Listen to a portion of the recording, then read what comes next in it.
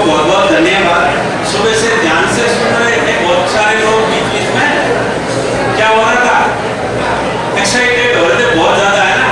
क्या था, कुछ लड़कियों में आदत होती है ये कि अभी क्या ये ज्यादा इंटरेस्टेड जैसा लग नहीं रहा है ना, कहीं आके गलती तो नहीं करती। वो स्टूडेंट कौन सा जीएनएम फर्स्ट ईयर में आया, अभी कुछ देखा नहीं, दुनिया पूरी देखनी बाकी पड़ी है। पर क्या, जैसे बच्चे ने पूछा कि क्या बिजनेस सेट करना है, बिजनेस सेट हो जाएगा, पहले माइंड सेट करना होगा उसके लिए, पहले माइंड सेट करना है। तो माइंड सेट सबसे इम्पोर्टेंट रोल अदा करता है अगर जिंदगी में कुछ चाहिए, है ना। कई लोग बोलते हैं हम तो 3 साल से मेहनत कर रहे हैं और सिलेक्शन हो ही नहीं रहा। तो 3 साल से सिलेक्शन होना कोई जरूरी नहीं है, सही वक्त आने पे जरूर मिलेगा एक दिन, है ना। मैं 2010 में 2010 में दिल्ली एम्स में सिलेक्ट हुआ, 2010 में। तो दिल्ली एम्स में सिलेक्ट हुआ तो जोधपुर एम्स डिक्लेयर नहीं हुआ कि जोधपुर में एम्स पड़ेगा। साल 1-2 साल बाद जोधपुर एम्स में एम्स खुलने का डिक्लेयर हो गया कि एम्स जोधपुर में खुलेगा। तब से माइंड में फिक्स कर लिया था कि जोधपुर जाना ही है, एक दिन जोधपुर जाना ही है। तो पहली वैकेंसी थी जोधपुर एम्स की 2017 में। तो 2017 के लिए मैंने बहुत प्रिपरेशन किया, बट जिंदगी में कभी ऑनलाइन एग्जाम नहीं दिया था, क्योंकि 2010 में ऑफलाइन एग्जाम होते थे। तो ऑफलाइन ऑनलाइन की प्रैक्टिस नहीं थी और ऑनलाइन एग्जाम भी नहीं दिया, जिंदगी में ना कोई कोचिंग करी, कुछ किया नहीं, और इतना गाइडेंस नहीं था कि अभी रिसेंट में 8 पेपर कैसे आते हैं। तो सेल्फ स्टडी करी, पढ़ाई बहुत करी थी, बट ऑनलाइन की प्रैक्टिस नहीं थी, तो कुछ क्वेश्चन छूट गए। परसेंटाइल बहुत आए, 99 परसेंटाइल आए, उसके बावजूद सिलेक्शन नहीं हुआ। वो कुछ कैटेगरी का भी रीजन है, बहुत सारे मल्टीपल फैक्टर्स हो सकते हैं। और मैंने नर्सिंग वाले सारे विषय कर लिए, मैथ रीजनिंग छोड़ दी। मेरे को लगा नर्सिंग वाले बहुत अच्छे से कर लिए, अब मैथ रीजनिंग की जरूरत नहीं है। तो वो डेट विषय की गड़बड़ चली गई, तो उसकी वजह से पीछे रह गया। मेरे सारे फ्रेंड रूममेट का सिलेक्शन हो गया जोधपुर एम्स में। अब मैं हताश, निराश, उदास कि जोधपुर कैसे जाए, अकेला रह गए भाई। तो फिर मैंने तो भी हार नहीं मानी, अपना पढ़ता रहा थोड़ा थोड़ा रोज। तब जाके जोधपुर में सीनियर नर्सिंग ऑफिसर की पोस्ट आई। सीनियर नर्सिंग ऑफिसर का नए इंस्टीट्यूट में डायरेक्ट रिक्रूटमेंट आता है एक बार, है ना। जो नए इंस्टीट्यूट है उनमें एसएनओ की पोस्ट भी निकलती है, नर्सिंग ऑफिसर के साथ साथ एसएनओ की पोस्ट भी निकलती है।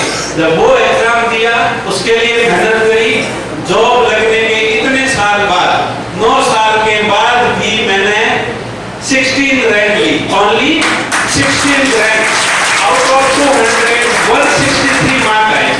इतने साल के गैप के बाद 8 ईयर की जॉब, वो भी दिल्ली एम्स में करने के बाद भी, तो मुश्किल कुछ नहीं है, आपको बस लगातार पढ़ना है, हताश निराश नहीं होना है। जो मन में ठान लिया है वो एक दिन जरूर मिलेगा। तो 8 साल बाद जोधपुर एम्स आने का सपना पूरा हुआ। जब से सोचा था दिल्ली एम्स में गए तब से कि फाइनली जोधपुर एम्स जाएंगे, फिर उस सपने को मन में बनाए रखा और उसके लिए लगातार मेहनत करी, तब मैं जाके जोधपुर आने का सपना पूरा हुआ। इसलिए लगातार मेहनत और अपना सपना माइंड में फिक्स क्लियर गोल सेट करना बहुत जरूरी है।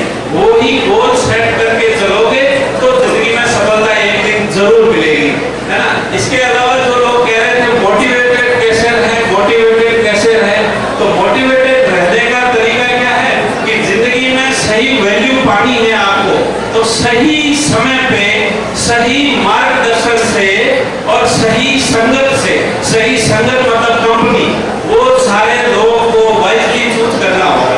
आपका गाइडेंस कौन कर रहा है, ये बहुत इंपॉर्टेंट चीज है। दूसरी चीज, आपकी संगत क्या है, आपके साथी कौन है ना। आपके फ्रेंड्स, गर्लफ्रेंड्स, या क्लासमेट, हमेशा वो फ्रेंड होने चाहिए जो आपसे थोड़े सुपीरियर का मतलब है कुछ समस्या आए तो वो समाधान कर सके, है ना। 2 गधे अगर दोस्त होंगे तो आपस में ही नाते मारेंगे, है ना। तो हमेशा गधे और घोड़े की दोस्ती रख सकते हो, बेटर हो सकता है वो हमेशा जिंदगी में आपको हेल्प करेगा, समस्या से निकलने में आपकी मदद करेगा।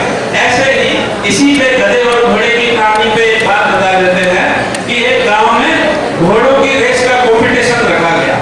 घोड़ों की रेस का कंपटीशन रखा गया, बहुत सारे दूर दूर के